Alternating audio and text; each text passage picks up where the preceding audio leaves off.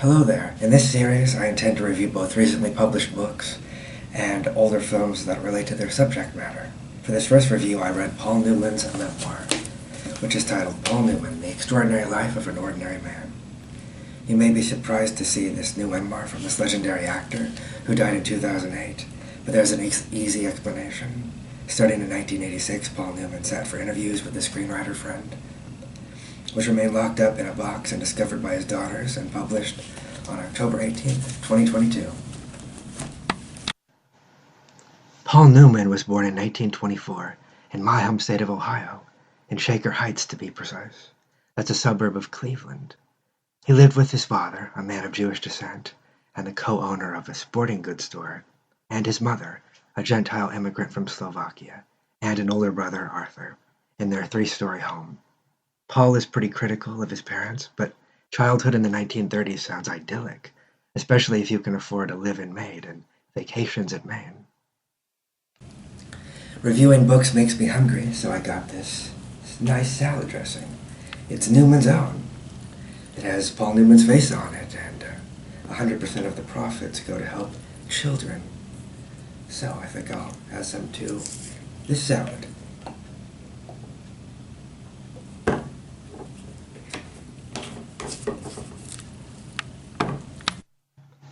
Paul was only 16 when his father returned home pale-faced to announce that the Japanese had bombed Pearl Harbor.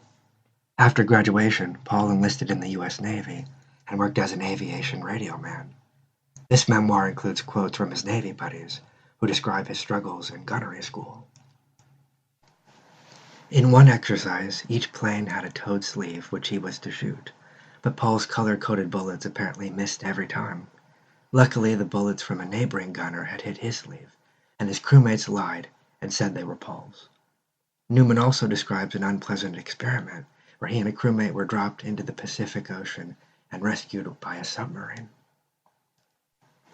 During his service, he was paid $78 per month, but upon payment, he usually ended up gambling it away within an hour.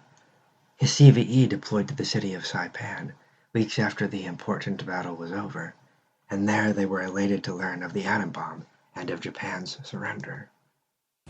This salad dressing is so tasty, I think I'm going to drink it straight from the bottle. He enrolled in Kenyon College to study political science, and in his own words, he arrived there at 3 and was drunk by 6, and he remained intoxicated for most of his time there. He was also briefly on the football team, prior to some disciplinary trouble. After that, he spent most of his time acting and painting sets for plays at Hill Theatre, and during his senior year he composed his own satiric revue.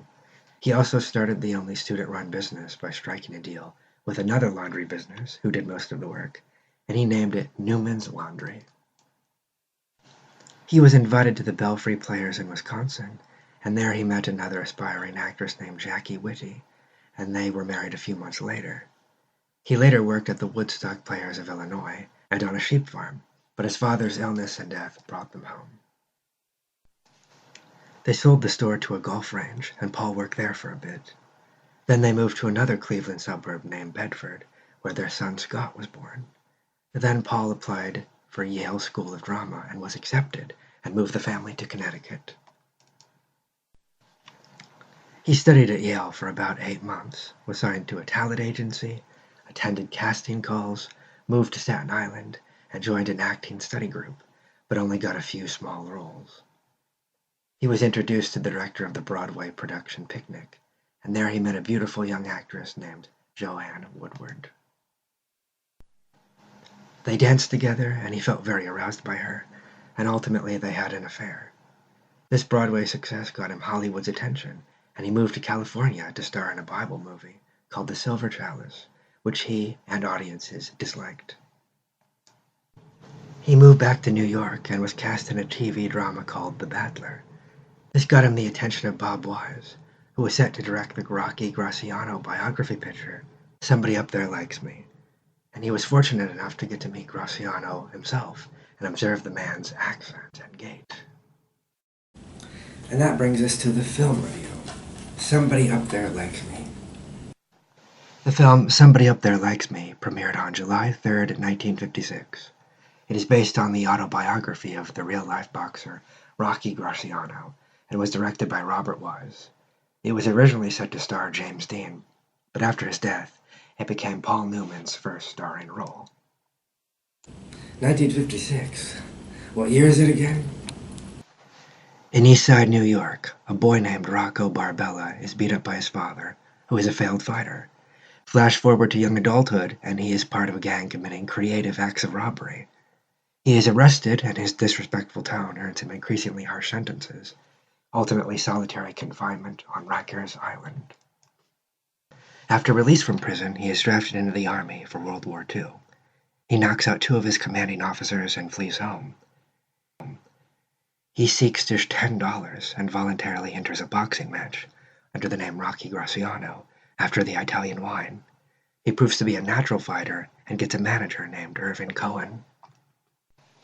He weighs in at 155.5 pounds and wins fights for months until the authorities catch up to him. He is court-martialed, dishonorably discharged from the army, and serves another year in prison. The warden observes he possesses something you can't teach: hate. After his release, he is back to fighting and meets his sister's friend Norma, played by Pierre Angeli. She's a shy Jewish girl who doesn't like to see people fight. That's a funny coincidence. Paul Newman is a Jewish man pretending to be an Italian boxer, and Pierre Angeli is an Italian woman pretending to be Jewish. Maybe they should switch roles. Frankie Peppo reappears and threatens to reveal his criminal past if he doesn't throw the match, so Rocky refuses to fight. The Boxing Commission asks him to identify the fixer, and when he refuses, the Boxing Commission revokes his license, and the newspaper ends up revealing his criminal past anyway. Things seem bad, but his manager says he is still allowed to fight in Chicago, and in an amazing match he defeats the middleweight champion Tony Zale. The film ends with a parade in his honor, and he remarks how somebody up there likes him. First, I appreciate how this film portrays a masculine honor culture. Rocky's hate-fueled aggression, rather than being criticized as toxic, is shown to elevate him to the champion's podium. He refuses to ever have his spirit broken. Second, this film says something about fate. The police are sure that Rocky as a child will be a greaseball in 10 years, and Rocky's friend Romulo thinks that people like them will never be allowed to succeed. Yet Rocky still believes that somebody up there likes him, and is guiding his fate in a positive direction. And my fate is to drink this entire bottle of salad dressing. Chug chug. I give this film a positive review. I had never heard of this film before researching Paul Newman, but I think it's competently made for 1956. Newman was about 31 years old at the time of filming, and his blue eyes and curly hair make him too handsome to be a believable boxer, and the thick Italian accent he adopted makes it feel even more unreal. This film won 2 Academy Awards, one for Best Cinematography and one for Best Art Direction. Techniques have changed a lot during the past 66 years, but I do appreciate the artsy shots of old New York City. It is a drama film, but it has a few funny moments. I especially liked Rocky's manager, in discussing his past business dealings, describing himself as the happiest man in women's lingerie. Overall, I give the film a 7 out of 10. And that's my book and film review for this episode, so thanks for watching. Bye.